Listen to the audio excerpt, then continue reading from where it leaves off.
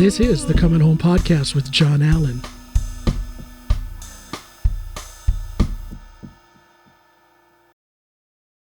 And welcome everybody to this episode of the Comin Home Podcast with John Allen. And I am your host, John Allen. Before we get started with today's episode, I'd like to talk with you all about how you can support the work that I do here on my podcast. If you look at the description of this episode, whether you're watching this on YouTube or listening to it on a podcast platform, you can look in the description and you'll see a few links, three links where you can click in and donate in support of my work. Those donations are greatly appreciated.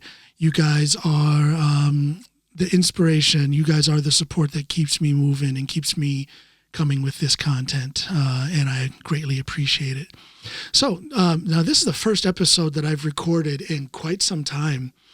I want to say it's been over a month since I last recorded an episode. The last couple of episodes that I released were pre-recorded. One of them I pulled out of the archives, if you will, from back in the summer. I think I recorded it like the 16th of July, and I just put it out last week. So the reason for that is because I've been kind of laid up. I've been a little bit under the weather, if you will, after a crazy surgery. I don't know if it shows up on the camera, but if you look on my arm here, you'll see some scars from some stitches that were put in. What they did was, as you all know, I've had a lot of trouble with this shoulder. I've had, 7, 8, 9 surgeries all told on my shoulder. I've lost count. And this most recent surgery, my surgeon detached the long head of my biceps, took it out of my rotator cuff, and reattached it outside the cuff at the top of my arm here. So that's what was done for this last surgery. And hopefully this will lead to me having less pain in my shoulder. It's a little too early. It's just a little over 2 weeks, maybe 16, 17 days since my surgery. So it's a little too early to tell whether or not it was successful and it has dampened some of the pain. But believe me, I'll keep you guys updated and I'll let you know. So what I want to talk about is in relation to my surgery and in relation to this whole series of surgeries that I've been having since 2015, 2016. And the topic is, what do I do in between these surgeries to stay in shape? Or as in good a shape as is possible in between surgeries. So I want to talk about how to stay fit after surgery. Now, I want to drop a little hint. For me, staying in shape and keeping my health in line in between these surgeries has a lot to do with mindset. And I'll get into that a little bit further out in this little discussion here. Okay, so how do you stay in shape in between surgeries? Well, unless you're bedridden, and I don't want to sound harsh or like I'm speaking from a lofty position, but I want to say that if you're not bedridden, if your doctor hasn't told you to stay in bed, then I believe that you can do something to improve your health in between surgeries. And again, hinting to this thing about your mindset, I want to say that a stationary body equals a stationary mind, and a stationary mind will equal a stationary body. Now, what does that mean? Like I say, unless your doctor has told you to stay bedridden, get up and do something. If you're not operated on your lower extremities, in my case, I'm operated in my shoulder. There's nothing in the way of me getting up and taking a walk. The first days after a surgery. There's nothing in the way of me doing that. Except for what? Except for my mindset. Now, after surgeries, especially when you're a competitive athlete, I'm a competitive powerlifter, and after a surgery, you can have a tendency to fall into a state of malaise, almost like a soft depression. I'm operated on. I'm taken out of that training modus that I love to be in as a powerlifter. I love to train powerlifting. But of course, immediately after a surgery, I can't do that. So the tendency is to fall into this state of frustration, a depression light, if you will. And medicine against that state of mind, medicine against that mindset is movement, activity, fresh air. And as an American living here in Norway, we always kind of tease the Norwegians where they seem to think that the antidote to almost any type of illness is to go outside and walk in Norwegian nature. And that's easy to make fun of, but there's a lot of truth in that. For me, getting out there and getting that fresh air and looking at the beautiful nature, that is medicine. It's medicine for my body, for my mind, and for my spirit. And of course, after a shoulder surgery, you need that medicine for your body. But it's all tied together. Body, mind, spirit, your mindset that has a lot to do with your physical health. So stationary body equals stationary mind. So get on a stationary bike. You can't train, I can't train powerlifting, but I can train other things. There's nothing in the way of doing body weight exercises for my lower body, for example.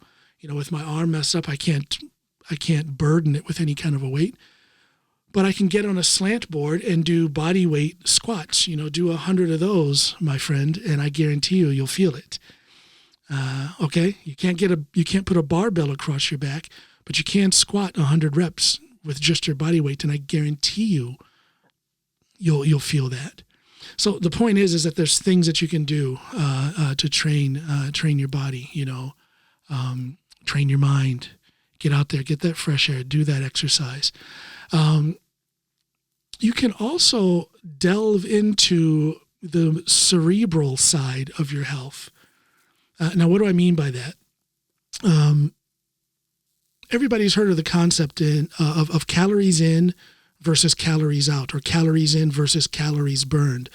Okay, here I am. I'm a power lifter. I can't train powerlifting. I'm far from any thoughts of competing. But how about competing against myself when it comes to body composition, body weight? I've set a goal for myself that I'm going to lose body fat. I weigh roughly 130 kilos going into my surgery. I can't remember exactly what it was, but I think it was 130 point something kilos going into the surgery. My goal is to, as quickly as possible, get down to 120 kilos in body weight. So, okay, I can't compete powerlifting, but I can certainly compete against myself. I want to have a better version of myself, a different body composition is what I'm working towards now. So that whole concept of calories in versus calories burned, here's the challenge. How can I adjust my calories in? Well, I can have more focus on what types of food I'm putting into my body. Again, after a surgery, a competitive athlete, or even someone who's just the average Joe in the street who maybe has no experience in the gym at all, you can have that tendency to feel depressed because your activity level is drastically altered and it's kind of out of your control. But you can have that new focus of doing something with your body composition, and that's whether you're a competitive athlete or not. You can control what kind of calories you put in your body. For me, it's just staying away from the snacks. And that's not an absolute, that whole concept of staying away from the snacks. It's just a matter of moderating it and a matter of being in control of it. Instead of having, a bowl of ice cream every day, save it for the weekend. Save it for the family time when everybody's watching a movie together in the weekend. That it can be my designated snacking time. And by doing that, I've noticed a difference already just in these couple of weeks since surgery.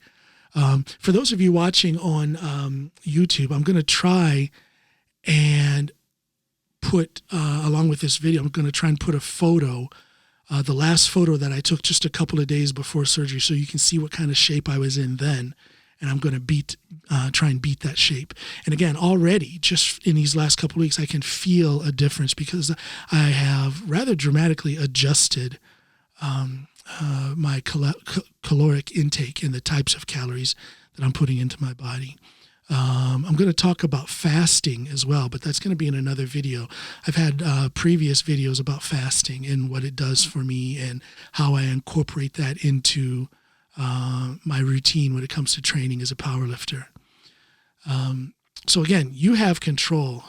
You can adjust the calories and the types of calories that you take in. You can train your body where you can. If you're operated on your upper extremities as I am, well, train your lower extremities. If you're operated on your lower extremities, you have a knee surgery or a hip surgery, I'm sure you're able to train your upper body in some way.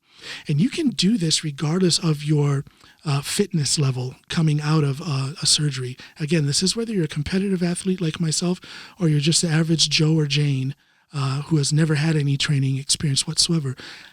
How about this? How about occupying your mind? If you're the person who has never had any training experience, no, you're not familiar with the gym at all, you've never done any type of strength training. How about exercising your brain now by getting into strength training? What a way to begin. Think about the motivation that you'll have if you, for the very first time in your life, you start strength training now after a surgery and you feel results, you see results. There are tangible results from strength training when you're at probably one of the weakest moments in your life because you're just coming out of surgery. Think about how that will motivate you then when you have totally recovered from your surgery and you continue training then. Think about the gains that are possible. Think about the advantages that you'll have as a stronger person, as a more fit person, as a better version of yourself before you went into surgery. Think about it. So again, look at your look at your strength training, look at your nutrition. And when it comes to nutrition, it's very important that you remove temptation. Now, I mentioned me adjusting my body composition just by cutting out the snacks. Now, if my cupboards were full of cookies and cakes and ice cream and frozen pizzas, well, that's just going to make it all the harder for me to achieve anything when it comes to adjusting my calorie intake and the types of food that I'm bringing in. So remove the temptation. Don't buy that stuff. Don't have it available in your house. Make it an actual thing, a task that you have to do and some effort that you have to put into it. If you want to have a snack, you're going to have to get in the car. You're going to have to go to the store and buy it. Or if you're on pain meds and you're not able to drive, you're actually going to have to ask your significant other or your friends to go out and buy you that crappy food. And then maybe they can actually talk you out of it. I don't know, figure that out, how to remove that temptation and evaluate in your life, in your personal life, whether or not you can bring in your family members and friends to help you with that. Tell your wife or your husband or your friends, hey, if I ask you to go buy me a bucket of ice cream, remind me of my goal, right? That motivation from friends and loved ones can be quite essential in you coming, to your goal and achieving. As I said, this is the first video that I've done, and this is the first podcast episode that I've done in quite a while, and I'm really feeling it. I'm kind of stumbling for my words, so forgive me if I'm not as smooth as I used to be. Is that arrogant of me to think that I was smooth at some point? No, I was at least more comfortable in doing this before. None of this is scripted, so it's all off the top of my head. So maybe that's part of it. Maybe I should have written a script. Here's another thing that I want to mention. You'll hear, or I hear anyway, from people, hey man, take it easy now. And now you're in this recovery phase, man, take it easy. And that phrase, take it easy, I remove that from my thoughts. I don't want to take it easy. I want to take it smart. One of the worst things, of course, I'm not a doctor, I'm not a physical therapist, so, converse with those experts. But for me, one of the worst things that I can do after a surgery is take it easy, just sit around on the couch, sit in the recliner and do nothing. active recovery is what works best for me. Check with your doctor, check with your physical therapist, find out if active recovery is the best option for you. But again, a stagnant body leads to a stagnant mind for me, and probably for most of you as well. So find out, talk with your doctor and find out if that active recovery is what is best for you. Passive recovery, I don't know. I can't remember where I heard this from, but somebody has said at some point that when it comes to recovery after an injury, things that you do to and for yourself will contribute to your recovery better than things that are done to you. In other words, like a massage or a manipulation of your injured area by some sort of therapist. I'm not saying that's a bad thing, but if you move it yourself, train it yourself, and actually get some blood flow to that injured area, maybe that is better for you. As a rule, it's better for me. Again, I'm not an expert. I can only share what works for me, and then you can apply it as you and your caregivers see fit. So, keeping it short, I just want to say that for me, in between surgeries, active recovery has been best. Control of my nutrition has worked, and mental state has been paramount. What do I mean by that? If you have the mental state of one who is injured and incapacitated versus having a mental state of one who is in a period of recovery, and you are planning that recovery with goals, within X number of weeks, I want to be able to do this. And then within X number of weeks after that, I need to be able to do that. So if you have that planned recovery with very concrete goals that activate you mentally, I believe that that is the best way towards the quickest recovery in between surgeries. I consider myself a personal expert. And what do I mean by personal expert? Meaning I know what is best for me. I've done this so many times. Like I say, this is the 7th, 8th, 9th shoulder surgery that I've had. I've tried and failed to this point that I'm at now, where I know what is best for me and how to recover the best. Find your path.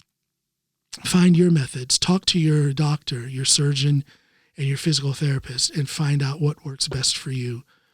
And then do that, because knowing what's best for you doesn't do a darn thing if you don't do that. You have to know what's best, and then you have to do it. Have a plan, and then activate that plan and follow it. Find the motivation and do it. It's really that simple. So here's my very short, 16, 17, 18 minute long podcast episode, very short. I hope there's people out there who can get something out of this. Again, the worst thing that you can do after a surgery is not have a plan.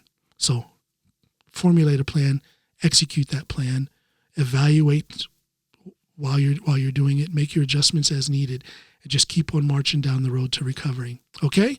So that's this episode of the Coming Home Podcast with John Allen. Thank you all so much. Look in the description of this episode. Find out how you can support me and the work that I do here. Thank you all very much. Bye now.